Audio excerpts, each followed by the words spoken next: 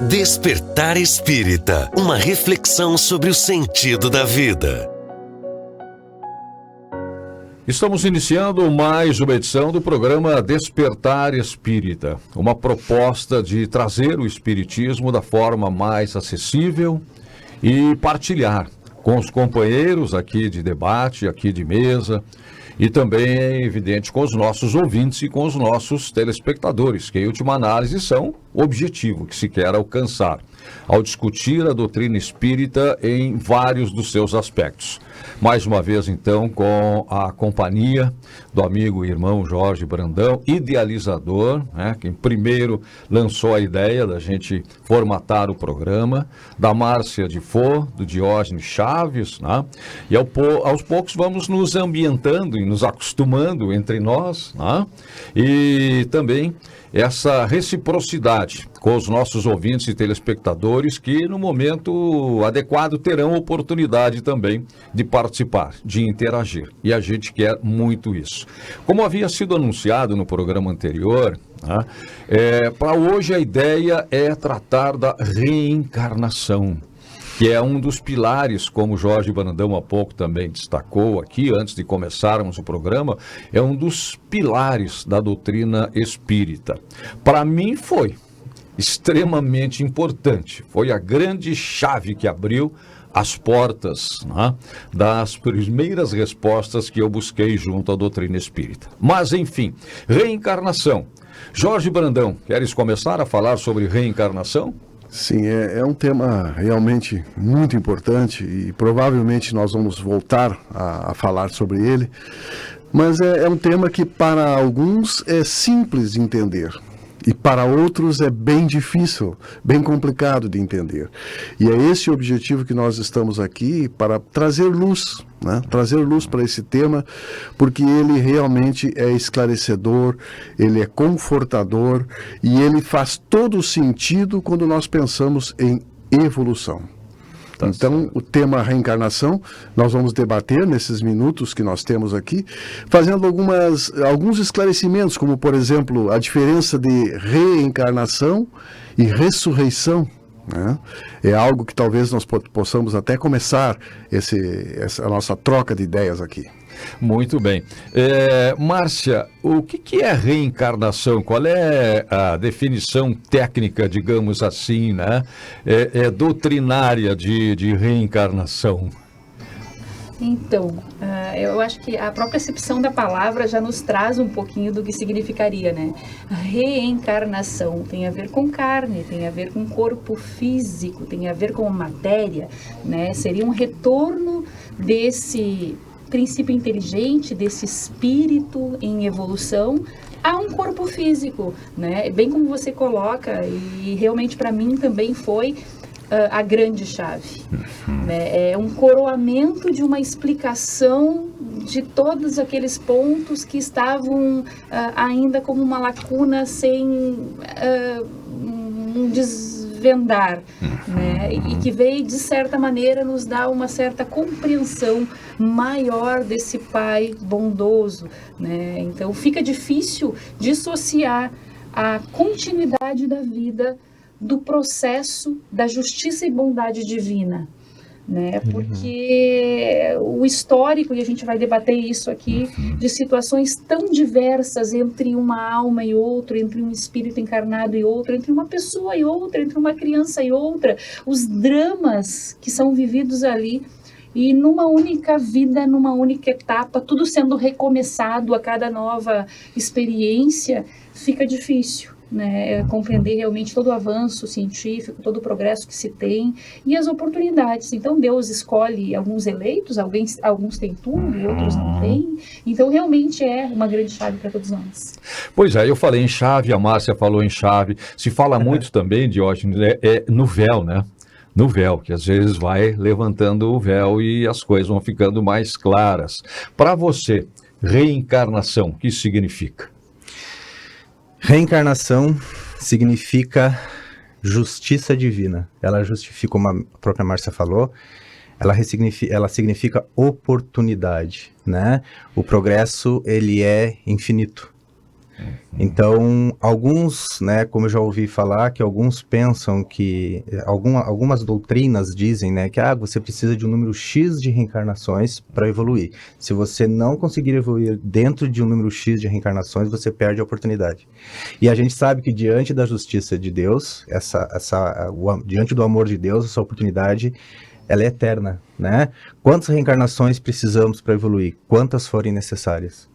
Então, reencarnação me traz essa justificativa, né, esse tamanho do amor de Deus por nós, né, nos dando várias oportunidades, quantas forem necessárias, para que a gente consiga evoluir, para que aquele princípio inteligente se desenvolva até a sua plenitude. É impossível, pelo menos no meu entendimento, né, dizer qual a questão das 1019 perguntas formuladas por Allan Kardec para a espiritualidade, qual dessas é a mais importante? Talvez aquela que toque mais diretamente, né, num ou no outro, de acordo com até as suas necessidades. Né, eu, quando descobri, né, no estudo a questão 167, eu fiquei fascinado, que é a resposta que a espiritualidade dá para Kardec quando ele pergunta: qual o fim objetivado com a reencarnação? Qual é o objetivo da reencarnação? E a espiritualidade responde, né? Expiação, melhoramento progressivo da humanidade. E eles terminam a resposta com uma pergunta, né? E com uma afirmação: sem isso, onde a justiça? Então vejam, falam em expiação, melhoramento progressivo, aquilo que Diógenes falou, né? Uma caminhada evolutiva. E a justiça, que a Márcia e o Jorge também referiram. Né? Então, expiação. Tem muita gente que não sabe qual o sentido da expiação. Sim, a expiação com X, né? Ela é necessária. E quando nós estamos no mundo espiritual, quando nós deixamos esse corpo físico e que nós expiamos com S os nossos defeitos, nós vemos a necessidade realmente quanto nós precisamos ainda trabalhar, o quanto nós precisamos ainda voltar a esse mundo terreno para evoluir, né? Passar por provas, né? Provas e expiações com X, né? Então, é uma necessidade da justiça e da misericórdia divina. E é importante também a gente aqui esclarecer que no movimento espírita até se faz alguma confusão, e que é a questão que nós temos muitas vidas. Na verdade, nós temos uma só vida. O que nós temos é muitas existências, muitas oportunidades de crescimento. Eu gostaria de colocar isso aqui até para, se tiver algum comentário a mais, porque é importante nós esclarecermos isso, né? Eu acho extremamente importante. Não sei qual é a opinião da Márcia, quero ouvi-la, o Diógenes também, mas eu acho que bem importante que o Jorge acaba de colocar. Quando me perguntam qual é a tua idade, digo, eu tenho uma idade aqui agora cronológica, né? Se precisar, eu vou lá no cartório de registro das pessoas naturais, né? Pego uma certidão, está aqui a minha idade, esse é o meu tempo, aqui. Mas a minha idade verdadeira eu não tenho nem ideia. Porque, como o Jorge disse, na medida em que nós temos uma única vida, e eu concordo, no momento em que nós fomos criados espíritos, é daí ao infinito. Quando é que eu comecei, não sei. Até onde eu vou, tenho menos ideia ainda. Mas sei que a gente vem de muito longe. Então, essas questões aí que o Jorge também colocou, Márcia. Pois é, essa questão de termos uma única vida, né, e o quanto a gente consegue compreender isso hoje, né? Tem uma questão do Livro dos Espíritos até que fala ali dessa questão da formação do espírito, a existência de Deus, o que seria Deus para nós.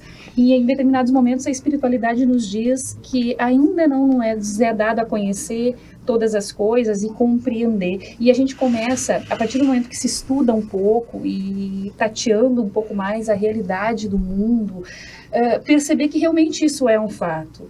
Porque percebemos a nossa mente ainda muito limitada e engessada para uma compreensão maior. Então, ainda que a espiritualidade queira nos desenhar toda a realidade de uma história, eles têm a compreensão que isso depende de nossa abertura para acessar E a abertura, ela está no desenvolvimento, nesse progresso individual, né, que cada um faz, apesar de estar no coletivo propiciando esse crescimento em parceria com os demais. Esse progresso ele é individual, porque ainda que o indivíduo tenha todas as possibilidades, ele só vai crescer se ele quiser. Se ele emperrar o passo ali e dizer não quero mais e vou ficar aqui, ele vai estagnar por um tempo ali até que ele desperte, né? E por conta dessa necessidade entra essa questão de expiação, para que o indivíduo consiga ter esse impulso, esse empurrãozinho da espiritualidade que ama, de Deus que ama, de um Pai que ama, para que ele consiga ampliar um pouco mais a visão e perceber, bom, o caminho é por aqui, eu acho que não é mais dessa maneira, acho que eu já consigo aquilo que eu não consegui ontem, no dia de hoje, nessa nova etapa, nesse novo episódio de uma nova encarnação, né? E por aí a gente começa a compreender um pouco mais essa justiça de Deus, como Diógenes traz. Pois é. Diógenes. Tem uma frase que eu gosto de usar muito, que é a seguinte: nós não somos autodestrutíveis, nós somos autocorrigíveis.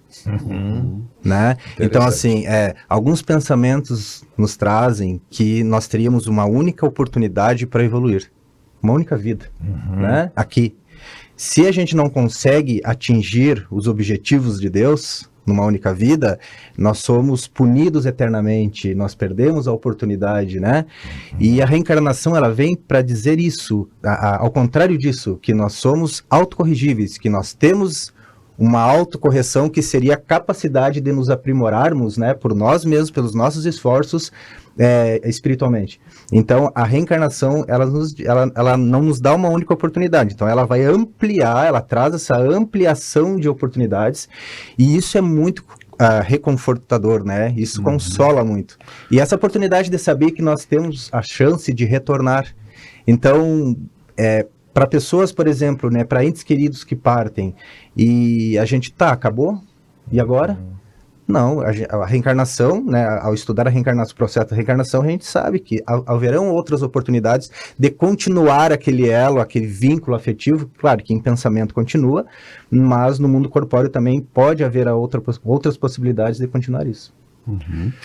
Eu gostaria de comentar aqui na questão 168, quando Kardec pergunta, né, quantas reencarnações precisamos, né? Isso. E o comentário dos espíritos aqui está: a cada nova existência, o espírito dá um passo adiante na senda do progresso.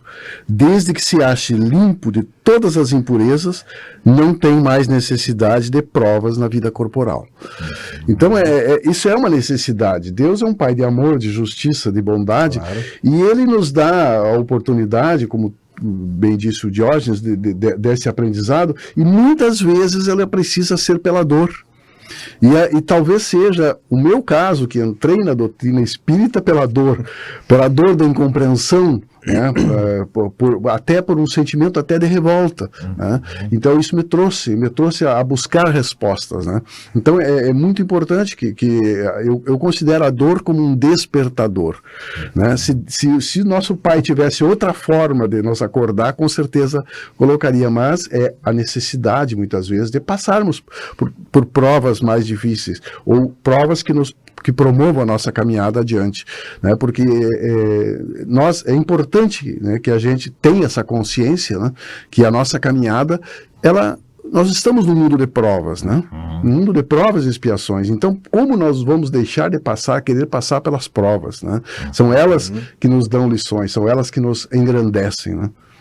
E essa questão da justiça que a resposta da espiritualidade traz a Kardec na questão 167, que também foi colocada aqui pelo Diógenes e também por vocês, né? Exatamente nos remete para antes e para depois da nossa vida nesse plano, na nossa existência, nesse corte, nesse plano, né? Porque como se entenderia a vida? E aí sim ela poderia ser injusta, ou parece muitas vezes ser injusta, se a gente tiver a visão, né, da existência ou da própria vida, do berço ao túmulo. Porque aí as diferenças, de que forma explicar as diferenças? De que forma explicar a morte, ou como nós chamamos, desencarne, né, em idades diferentes?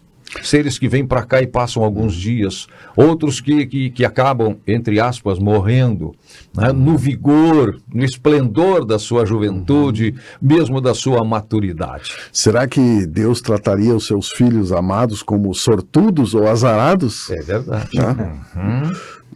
Então é uma questão, né, que só mesmo a reencarnação explica, né, de uma criança receber uma bala perdida, né, e desencarnar precocemente, a outra criança nascer em berço de ouro e ter uma vida tranquila, né?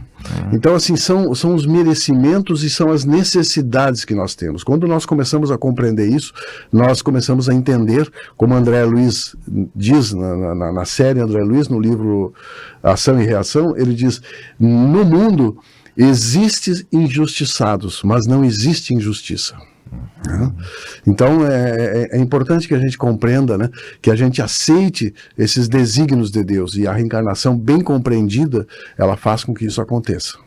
E esse retorno, né? Falamos aqui que reencarnação, então, é a volta num corpo, no mesmo corpo que a gente tinha em existências passadas, ou em corpos diferentes. A Márcia sempre foi a Márcia, voltou, né, na mesma constituição como física. Mulher, como homem. Exatamente. Voltaremos sempre como homens, como mulheres, com a mesma cor.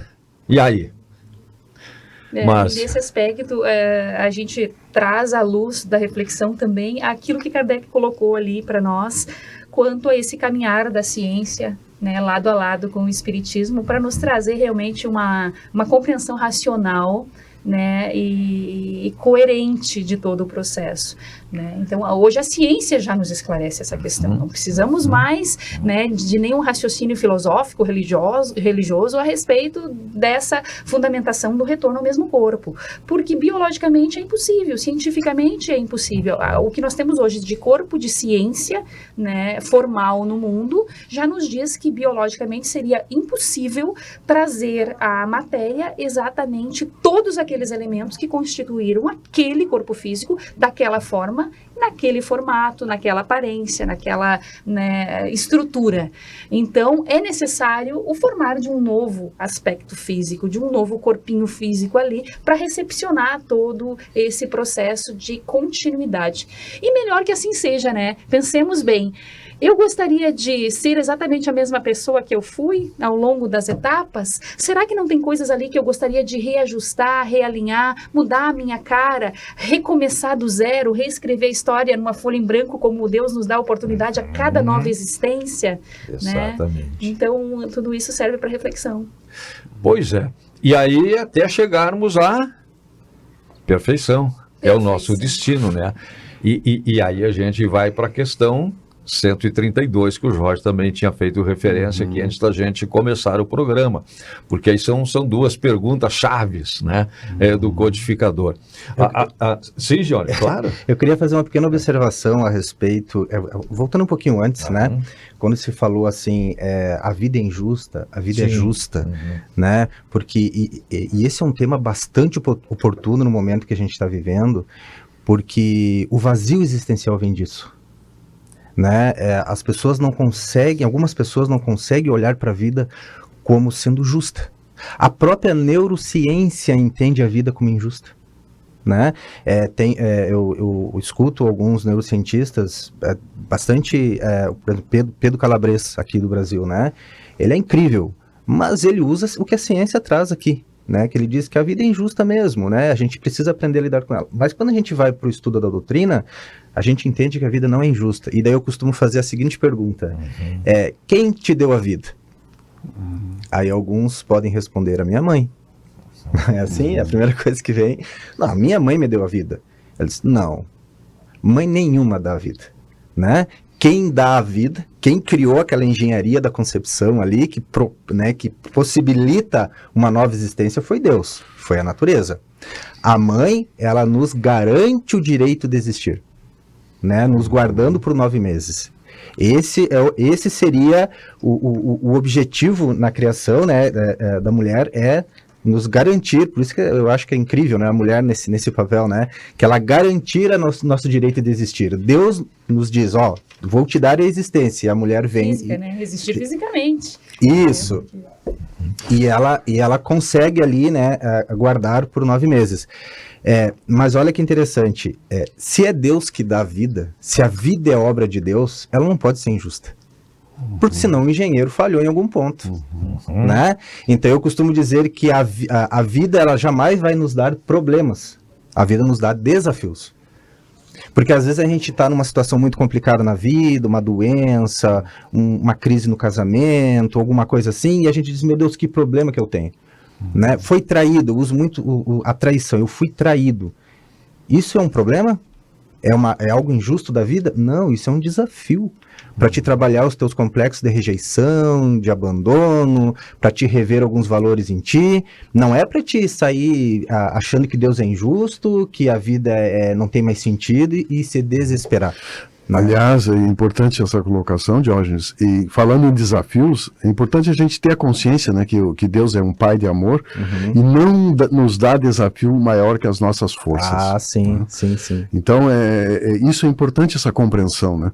E nesse ponto, nós temos um sentido maior, temos uma consciência que somos espíritos imortais, essa fé no futuro, de forma raciocinada, lúcida, ela nos garante, né, essa lucidez e essa força para enfrentar os nossos desafios.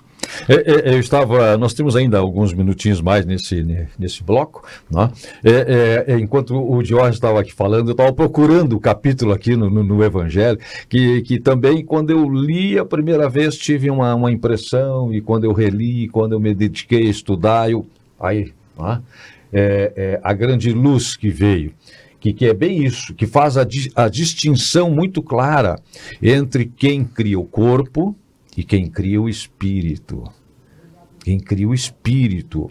Nós, seres humanos, temos a capacidade de criar corpos.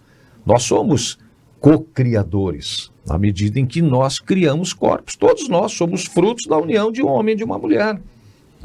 E assim também os nossos filhos, os nossos descendentes. Então, Deus nos deu a capacidade da cocriação. Nós criamos corpos, mas quem cria o espírito é Deus. Quem cria o espírito é Deus. Por isso os corpos são temporários, são sujeitos à falência, à morte. E o espírito, uma vez criado, não. E está aqui no capítulo 14 do Evangelho segundo o Espiritismo, numa passagem muito interessante. O título desse capítulo é Honrai a vosso pai e a vossa mãe. E tem um estudo muito interessante nesse capítulo, que é o item que diz: quem é minha mãe e quem são meus irmãos. Eu acho uma passagem fantástica também dos ensinamentos de Jesus, onde ele faz essa distinção muito clara. E em última análise ele diz: meu pai, minha mãe, meus irmãos são todos que fazem a vontade do meu pai. Então, a nossa grande ligação não é a ligação corporal. Embora as nossas afeições, embora o amor que nós dedicamos uns para os outros, né? Mas nós estaremos permanentemente ligados através da nossa condição, através da nossa essência, que é o espírito. Me ocorreu de trazer esta passagem até em cima do que o Diógenes colocou e a gente estava aqui discutindo. Porque essa é uma questão que causa um certo impacto e uma certa rejeição das pessoas nessa possibilidade de reencarnar num novo corpo, numa nova família. E os meus?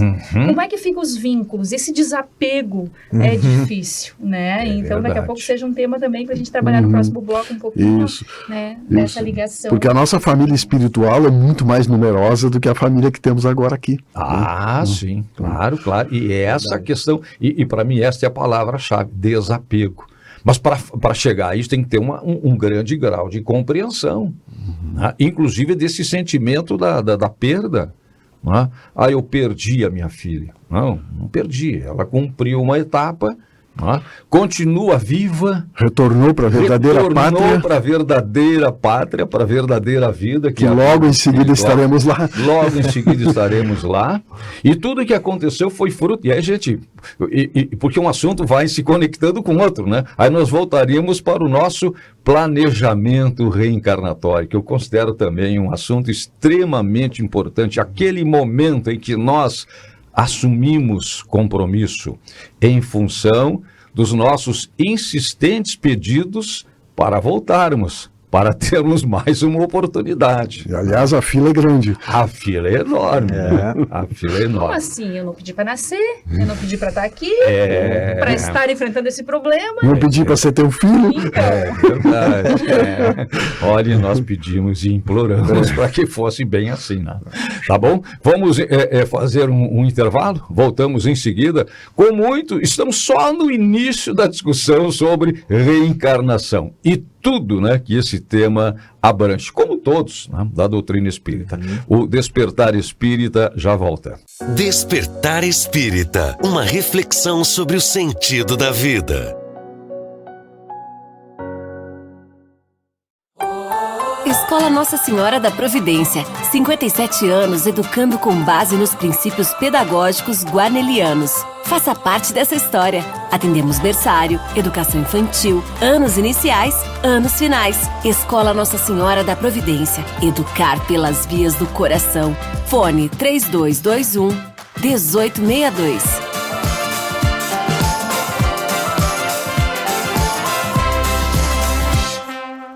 So darling, take my hand, you got to understand, I don't wanna just be friends.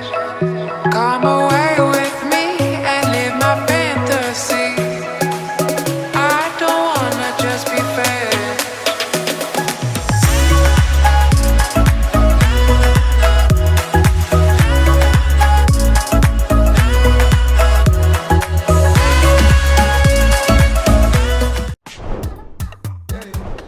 Chegou o Clube D+, o clube de vantagens do assinante do Grupo Diário. Nele, você tem muito mais descontos em restaurantes, lojas, cinemas, academias, farmácias e muito mais.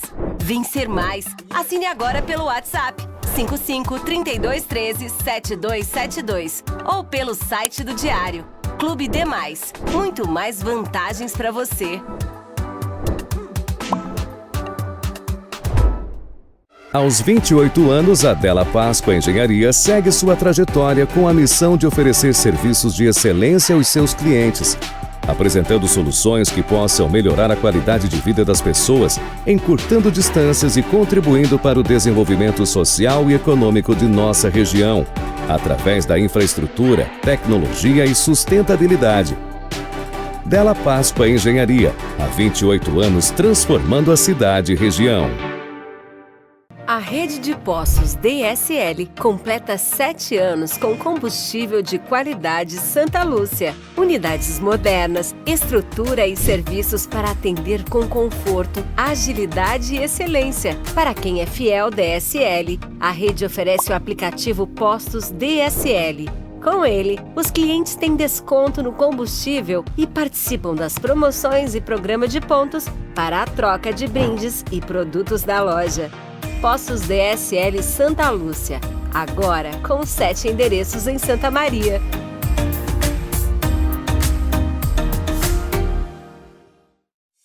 Despertar Espírita, uma reflexão sobre o sentido da vida. Estamos de volta com o Despertar Espírita, programa que se propõe a trazer informações, estudos, debates sobre a doutrina espírita. E a cada programa, um tema. E, às vezes, o mesmo tema em vários programas, até pela sua dimensão. Como o tema que hoje estamos focalizando, né? E que é muito difícil colocar num único programa. No tempo que temos para discutir, por exemplo, reencarnação, né? Algo guardadas as devidas proporções que talvez seja tão difícil quanto, né? Colocar a energia que nós temos fora do corpo, no corpo, num processo de reencarnação, né? Porque nós somos energia, e essa energia tem que ser concentrada num embrião para a retomada de uma nova existência na vida única, né? Como aqui foi colocada com a concordância dos debatedores. Mas, enfim, reencarnação, que outros aspectos podem ser importantes? Eu acredito que é importante nós abordarmos agora também a questão dos dons. Será que nós somos premiados com dons, né? Se nós somos criados simples e ignorantes, né? Como uma criança de 3 anos toca o piano, uma sinfonia de Beethoven, né? Será que isso é um prêmio? Né? Se ela foi sorteada com esse prêmio, né? Importante que a justiça da reencarnação nos dá explicações sobre isso também. Eu gostaria do comentário dos amigos. E aí, Diógenes, Márcia? Isso justifica que cada um, né, está no seu processo evolutivo. Que não é todo mundo na mesma régua. E quando a gente fala assim, quando, por exemplo, né, vem esses questionamentos, por que alguém vem tocando com 3 anos a Sinfonia de Beethoven? E tem pessoas que vêm com dificuldade cognitiva. Com 30 anos não consegue ler direito, porque tem dislexia, por exemplo. Né? Por que alguns vêm com dificuldades físicas, por exemplo, nasceu sem a possibilidade de caminhar. E outros com uma saúde incrível, que dizem assim, como a minha genética é boa, né? E viram grandes atletas. Por que isso? Qual é a régua de Deus? Qual é o parâmetro que ele usa? Então, é isso que fica vago se a gente não tem a concepção do processo reencarnatório. Fica vago. Tá, mas qual é o parâmetro que ele usa para dizer que o Joãozinho pode vir de uma maneira muito mais tranquila, né? E o Paulinho não. Então, no momento que a gente entende o processo da reencarnação, começa a responder muitas perguntas, né? E justifica ainda mais essa justiça divina, que ele não vai, como Jesus disse, eu não vou deixar nenhuma ovelha se perder. Então, no momento, e agora me veio, acontece assim, e são equívocos que às vezes surgem sobre a reencarnação. Quando a gente vê alguém, por exemplo, com deficiência visual, nasceu sem poder enxergar, automaticamente vem, meu Deus, o que ele não fez, né? Pra ver assim, o julgamento, né? O que ele não fez, meu Deus, já olha para ele com um olhar negativo, deve ter aprontado. Mas a gente sabe, né, e até está no acho, capítulo 5 do Evangelho, no item 9, se não me engano, que os espíritos dizem que nem sempre, às vezes o espírito pede para vir naquela situação para buscar um propósito de amor, ou para alavancar o seu próprio processo evolutivo mais rápido, né? Tem aquela passagem de Jesus, que ele curou o cego de nascença, e perguntaram para Cristo, né? Senhor, ele é cego por causa dos pecados dele, ou por causa dos pecados dos seus pais? E Jesus diz, nenhum, nem o outro. Ele veio para cumprir um propósito, resumindo, né? Para provar o poder de Deus, que é quando Jesus vai ali e cura ele. Então, olha a grandiosidade desse espírito. Então, a gente tem que ter muito cuidado, que isso é um grande equívoco, né? O outro equívoco que tem também, achar que a reencarnação, ela está sustentada pela lei de Talião. Olho por olho, dente por dente, né? Se por algum motivo eu cometi uma gravidade de intensidade 8 numa vida passada, nessa eu vou ter que pagar com 8. E não tem conversa, né? Tá determinado. E não, por exemplo, se um médico numa vida anterior, ele, por negligência, por estupidez, ele causou, deixou alguém tetraplégico, né? Se ele reencarna, e nessa existência ele começa a praticar o bem, ele começa a atuar no bem, e ele prova, né, que ele teve uma transformação moral, isso pode ser amenizado, em algum grau. Por isso a lei de causa e efeito. Por isso o Diógenes puxou uns assuntos ali que dá longos debates, né? Exatamente. Voltando um pouquinho no que o Jorge nos trouxe a respeito dos talentos, dos dons, né? Aquele aspecto ali realmente, a gente percebe a ciência hoje dando um significativo embasamento científico para essa propositura que a doutrina espírita nos traz a respeito da possibilidade de reencarnação posta ali nessa diferença de talentos e dons, né? A gente vê um embasamento científico hoje muito fundamentado, porque a ciência médica hoje já consegue analisar um cérebro em funcionamento, em intenso desenvolvimento, no momento em que uma criança está em desenvolvimento de uma habilidade de algo que ela trouxe de uma outra existência. Isso que você coloca com relação à música, com relação a esses talentos e esses dons que a criança apresenta. Estudos científicos comprovados e sérios hoje já trazem uma fundamentação racional a respeito desse acontecimento, colocando a mente daquela criança em análise no momento em que ela está tocando o piano. Qual é a função do cérebro que está em desenvolvimento e atividade ali?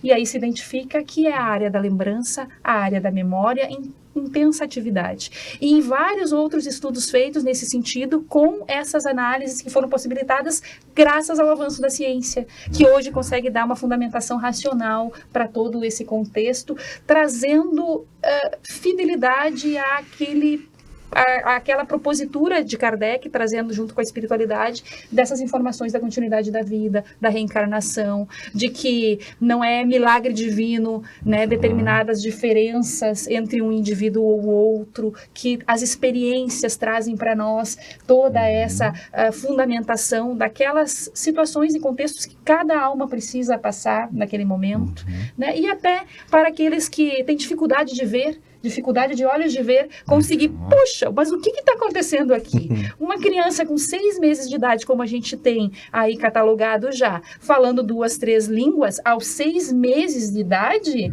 é meio difícil a gente não entender que há um processo a mais ali por trás desse contexto todo e querer buscar uma explicação racional, né? Então, realmente isso vem e a espiritualidade permite para que a gente aprenda a enxergar e consiga acessar esse conteúdo fantástico que vai nos abrir os horizontes para a continuidade da vida. É importante quando Jesus nos disse, né, que o amor lava uma multidão de pecados, né, dá para a gente entender a misericórdia divina, a justiça junto com a misericórdia divina. Então, interessante também a programação reencarnatória, né, que o Vicente citou aqui, que seria um tema até para um programa inteiro. Sem dúvida. Mas ela é muito abrangente. Por exemplo, quando alguém vem para, vamos dizer assim, espiar através de uma deficiência grave, né, tem casos que vêm voluntariamente, mas tem casos que vêm por necessidade, não é só ele que está espiando. Existe outras pessoas envolvidas, outros espíritos envolvidos que acompanham esse ser. Então o progresso é feito de forma conjunta, coletiva. Isso é importante dizer. E muitas vezes se confunde, e no espiritismo não existe essa questão de karma, né? É a primeira vez que nós falamos a palavra karma, mas karma parece que engessa, né? Isso. Tu é meu karma, esse é o meu karma. Esse é o meu karma, muito negativo, né? Se conecta com a lei de Talião que o Diógenes traz. Então existe a lei de causa e efeito, sempre atenuada pela misericórdia divina e sempre colocada para nós de uma maneira que a gente possa realmente conseguir superar, né? Então é isso, né? As leis divinas estão na nossa consciência, né? Nós estando imersos nessas leis, o sofrimento é mínimo, né? A felicidade que não é possível aqui na Terra, mas ela já começa aqui. Porque nós vamos formando essa consciência, vamos abrindo a nossa visão e vamos podendo praticar a lei do amor. Sem dúvida. Fora dela, né, como diz a bandeira do Espiritismo, fora da caridade não há salvação, ou seja, fora do amor não há evolução. É verdade. E tem, né, do André Luiz ou do Emmanuel? Evolução em 2 mundos. Evolução em 2 mundos. Emmanuel, né? Evolução em 2 mundos. André Luiz. Em que ele diz exatamente isso, né? Nós, querendo ou não, estamos todos permanentemente conectados, ligados, atados uns aos outros, o que vem reforçar aquela afirmação, aquela informação trazida pelos espíritos para Allan Kardec da questão 167. Né? Expiação, progressão, evolução, né? Progressiva da humanidade, Então, a minha salvação não vai garantir o cumprimento da minha missão. Se eu não espargir, se eu não usar, né, estas informações que eu tenho por qualquer razão, menos do que muitos, mais do que alguns, para também tentar levar pela informação a conscientização do que cada um de nós está fazendo aqui. Individualmente, sim, responderemos pelos nossos atos, até pela questão dos nossos merecimentos, né? Ao contrário do panteísmo, que admite a existência da vida futura, mas que quando se chega no mundo espiritual... É o nada. É o nada. Acaba sendo nada porque perdemos a nossa consciência. E aí? Então, nós somos seres individuais, sim, únicos, sim, mas conectados permanentemente uns com os outros. Por isso, né, a gente aprende também na doutrina que nada acontece por acaso. Nós não estamos aqui por acaso. Nós não nos reunimos por acaso. Nós somos reunidos pela vontade da espiritualidade. E nessa questão que tu comentou, Vicente, que somos filhos únicos, realmente, né, não existe outro Vicente, outro Diógenes, outra Márcia, outro Jorge, nós somos feitos filhos únicos, mas nós não somos filhos únicos, nós temos irmãos, né, são todos filhos de Deus. Então, à medida que nós vamos procurando evoluir, nós vamos tendo essa compreensão, o ato de praticar o amor, esse amor que Jesus nos ensinou, nos exemplificou, né, de benevolência, indulgência e perdão, ele se torna natural. E é isso que a doutrina espírita nos propõe, essa compreensão ativa, né, dos princípios da lei divina. Tu havias colocado uma questão aqui no início, eu não sei se teremos tempo hoje de aprofundar, que são as distinções, as diferenças entre reencarnação e ressurreição. O que é reencarnação, o que é ressurreição na visão espírita, né? Porque há também um momento em que o próprio Jesus fala em renascimento, naquele diálogo com Nicodemos, né? O senador judeu. Isso, e o fariseu, né, que era admirado ali pelos judeus, quando ele dá um elogio a Jesus, dizendo do poder que ele tem, Jesus faz uma ressalva, né? Para chegar a isso é preciso nascer de novo. Isso. Né? Então é diferente a reencarnação da ressurreição. A ressurreição seria nascer no mesmo corpo. Né? O que a ciência, né, nos prova que é impossível. Né? E essa necessidade de nós renascermos em culturas diferentes, né, com situações diferentes, uma hora com saúde, outra hora com algum tipo de riqueza, outra hora na pobreza, né? Tudo isso vai fazendo com que nós possamos compreender melhor a situação dos nossos irmãos, que nós possamos entender as necessidades que nós temos e possamos também testar as nossas capacidades. E esse é o caminho do progresso. Tem uma passagem de Cristo também que ele fala, né? Neste mundo tereis aflições, porém tenha bom ânimo, eu venci o mundo. Sim. Nos dizendo que é possível num corpo de carne passar por todas as adversidades, todas as sem dores, se corromper, as aflições, né? Estar no mundo sem ser do mundo, como ele coloca. Perfeito. Por isso é importante, né, essa compreensão que Cristo não veio para ser adorado, ele veio para ser seguido, né? Ele veio como um exemplo completo de como o homem pode e deve caminhar. Né? É verdade. E esta questão das aflições, ela está bem clara na 132, quando aí sim Kardec pergunta à espiritualidade qual é o objetivo da encarnação. Ou seja, e que venha ao encontro aquelas perguntas tradicionais. O que é que eu sou? De onde é que eu vim? Para onde é que eu vou? E o que é que eu estou fazendo aqui? O que é que eu estou fazendo aqui? E aí a espiritualidade responde, né? O objetivo da encarnação, Deus impõe a encarnação para que se possa chegar à perfeição. Então esse é o nosso destino. Nós não fomos criados para a dor, para o sofrimento, nós não fomos criados para a morte. A morte não existe, a morte é uma passagem de um estado material para um estado espiritual. E é de lá que nós viemos, e é para lá que nós vamos voltar. E onde nós vivemos um tempo muito maior, nosso tempo que é curto. Nosso tempo é um sopro. Quando a gente abre e fecha os olhos, pronto, nós já estamos de volta para o mundo espiritual. Então, para que possamos chegar à perfeição. E aí a espiritualidade responde para Kardec, né? Pela expiação ou pela missão. Pela expiação ou pela missão. Né? Depois de passarmos pela expiação, estivermos preparados, e aí vamos cumprir a nossa missão e as nossas escolhas. Não sem antes, aquilo eu acho que a Márcia colocou e o Diógenes trouxe, dessa questão das aflições, não sem antes passar por todas as vicissitudes das experiências corpóreas.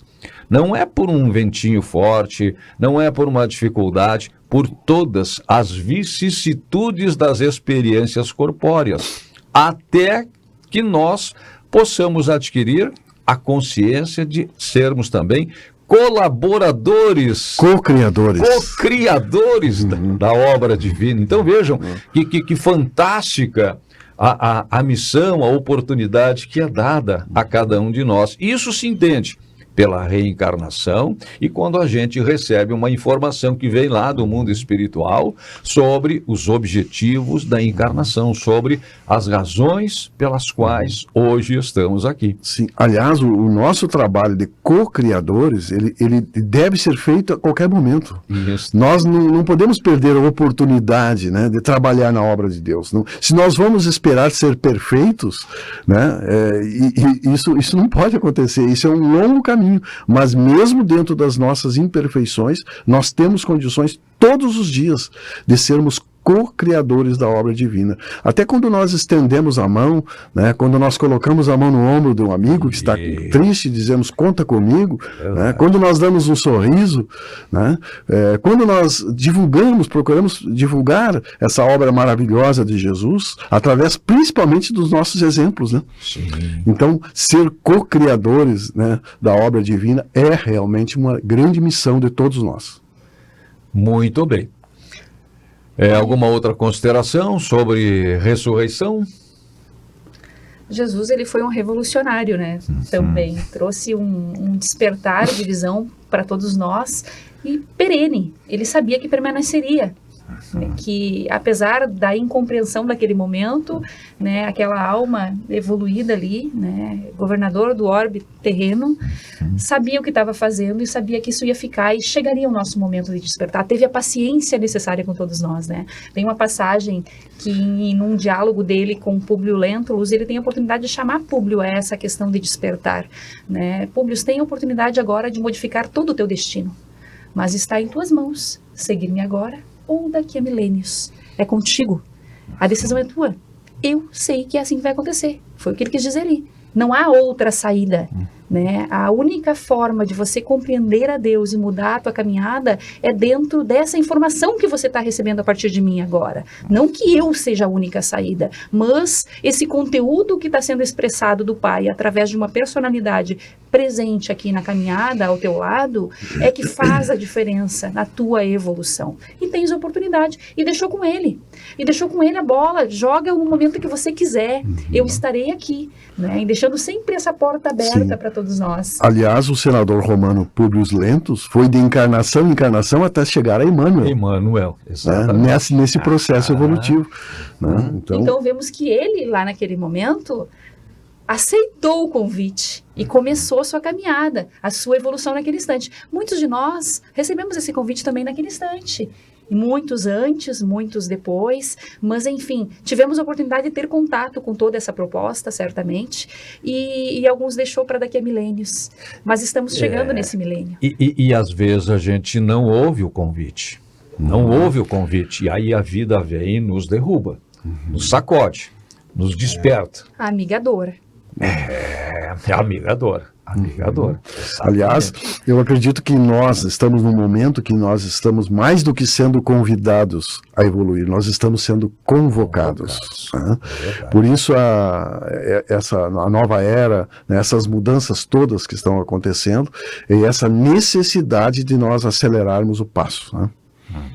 Por isso aquela célebre frase, né, que nos deixou: ajuda-te, que eu te ajudo.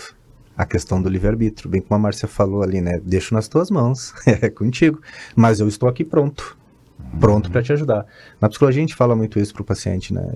Se tu não quer ser ajudado, né? Eu estou aqui para te ajudar. Então, se tu te ajudar, eu vou me esforçar o máximo para te ajudar. Então era isso, né? Ajuda-te, que eu estarei aqui para te ajudar. Isso é uma beleza do Espiritismo, né? Que coloca as rédeas da nossa vida nas nossas mãos. Nas nossas mãos. Não podemos terceirizar a culpa. Exatamente, exatamente. Fomos todos criados simples e ignorantes, da mesma forma. E as diferenças ficam por conta das nossas escolhas, né? Eu tenho dito muito por aí, não sei se já não disse no programa passado, nós somos hoje o resultado do que nós fomos ontem. Nós carregamos a nossa bagagem, as nossas aquisições. Quando às vezes a gente houve tanta preocupação com o ter, com acumular. Né? O Espiritismo, tanto quanto eu sei, não é contra quem tem. Muitas vezes contra a forma como os bens foram adquiridos e são usados. A questão toda é, de novo, o apego, é não se tornar escravo do ter. Por quê? Porque nós levaremos as nossas aquisições morais. Então, hoje nós somos o resultado do que nós fomos e amanhã seremos também fruto do que nós formos hoje. Resgatamos o passado e construímos o futuro ao mesmo tempo. Exatamente.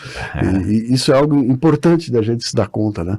Porque uma vez numa palestra, uma senhora de 80 anos me disse assim: poxa vida, que pena que eu encontrei o Espiritismo só agora, né? Eu disse: mas quem procura acha, agora a senhora está procurando respostas, encontrou. E com certeza encontrou na hora certa. E está já começando a construir também a próxima encarnação. Claro. Então isso nunca é tarde, né? Nunca é tarde para a gente encontrar essas respostas pacificadoras, confortadoras e que nos animam, né?